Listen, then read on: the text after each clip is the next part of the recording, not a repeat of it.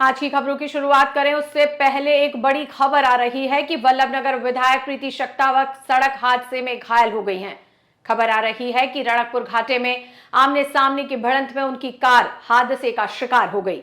हादसे में उनके परिवार के अन्य लोगों को भी चोट आई। हालांकि किसको कितनी चोट लगी है इसको लेकर अभी कहा नहीं जा सकता है।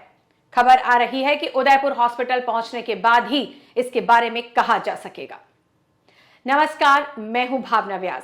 आप भी अपनी खबरें 9413802327 पर भेज सकते हैं। याद रहे, खबरों की डिटेल के साथ वीडियो जरूर भेजें।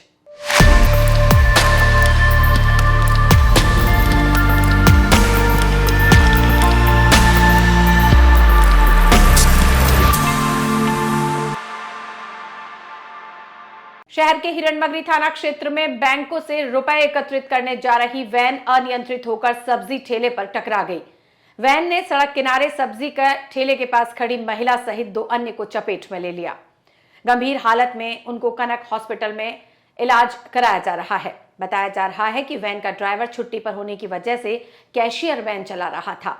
इस दौरान ब्रेक की बजाय एक्सीलेटर दबने से वैन फुटपाथ पर खड़े ठेलों पर चढ़ गई। हादसा सेक्टर 3 में रिलायंस मार्ट के बाहर करीब 10:15 बजे हुआ। इस दौरान मार्ट के बाहर फुटपाथ पर गीता और उसका पति नारायण आहारी अपने ठेले के पास खड़े थे। प्रत्यक्षदर्शियों का कहना है कि बैंक में कैश सप्लाई करने वाली उस वैन की स्पीड 80 से ज्यादा थी। ऐसे में वैन सीधी फुटपाथ पर होते हुए सब्जी के ठेले से जा टकराई। घायल महिला 35 वर्षीय गीता आहिर वैन के साथ करीब 20 फीट तक घसीटती चली गई, जबकि उसका पति टक्कर से करीब 10 फीट दूर उछलकर जा गिरा। गीता के दोनों पैर टूटने के साथ ही उसके कमर में भी चोटें आई है। इस दौरान वहां खड़े जमील खान पिता नियाज मोहम्मद भी चपेट में आ गए। 55 वर्षीय जमील ग्रामीण डाक सेवा में कर्मचारी हैं। उनकी साइकिल पूरी तरह से क्षतिग्रस्त हो गई। सूचना पर हिरणमगरी पुलिस का जाब्ता मौके पर पहुंचा और घटना की जानकारी ली।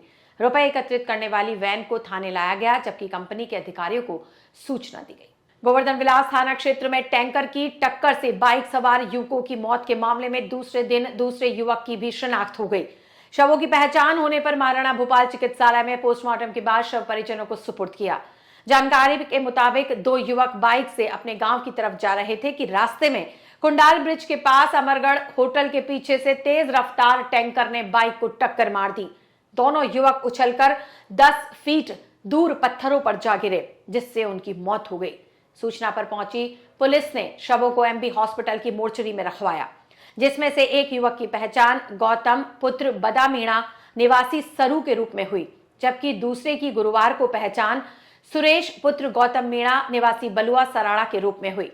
दोनों के शव की पहचान होने के बाद पुलिस ने पोस्टमार्टम करवाया और शव उनके परिजनों को सौंपा। पुलिस ने मामला दर्ज कर जांच शुरू कर दी है। अयोध्या की नंदिनी नगर महाविद्यालय गोंडा में आयोजित भारतीय कुश्ती ग्रैप्लिंग राष्ट्रीय प्रतियोगिता का आयोजन किया गया। ग्रैप्लिंग कुश्ती कमेटी ऑफ राजस्थान के महासचिव महेश कुमावत ने बताया कि कुश्ती की राष्ट्रीय प्रतियोगिता में सीमा सुरक्षा बल के खिलाड़ियों समेत पूरे भारतवर्ष से 1500 खिलाड़ियों ने भाग लिया। इसमें राजस्थान से 99 खिलाड़ियों ने भाग लेकर 16 स्वर्ण पदक व 10 रजत पदक, 20 कांस्य पदक, कुल 46 पदक जीतकर राजस्थान प्रदेश ने पूरे भारतवर्ष में द्वितीय स्थान प्राप्त किया।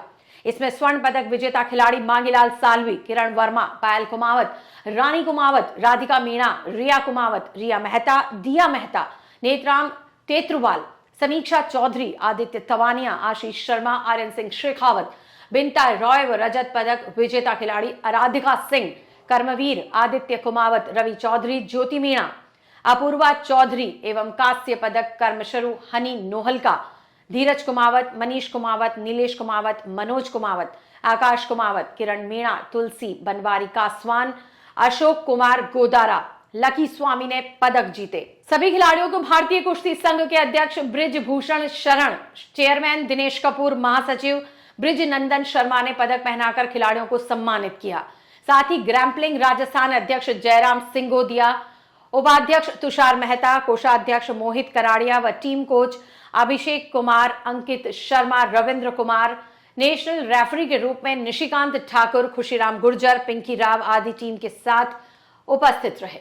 उदयपुर के डबोक स्थित आनंद विद्या भारती स्कूल में 66वीं state level school under 14 judo प्रतियोगिता के आयोजन में कई रोमांचक मुकाबले हुए। 32 जिलों के छात्र छात्रा वर्ग में करीब 400 से ज्यादा खिलाड़ी इस प्रतियोगिता में भाग ले रहे हैं और अपने दावपेच से प्रतिद्वंदियों को पटखनी दे रहे हैं। शारीरिक शिक्षक किशन सोनी ने बताया कि पहले दिन के मुकाबले में 23 किलो भार वर्ग में उदयपुर की कुबीरा सेन ने सिल्वर मेडल हासिल किया, जबकि चूरू जिले की लक्ष्य ने गोल्ड पर कब्जा जमाया। तीसरे स्थान पर चित्तौड़गढ़ की प्रियंका और गंगानगर की सुनीता रहीं। इसी तरह छात्र वर्ग के 50 किलो भार में प्रथम स्थान पर भीलवाड़ा के विनय आचार्य रहे। दूसरा स्थान हनुमानगढ़ के सौरभ ने प्राप्त किया। बाड़मेर के जोगाराम और गंगानगर के आकाशदीप संयुक्त रूप से तीसरे स्थान पर रहे। स्वेटर वितरण प्रोग्राम व वार्मथ अभियान का शुभारंभ हुआ।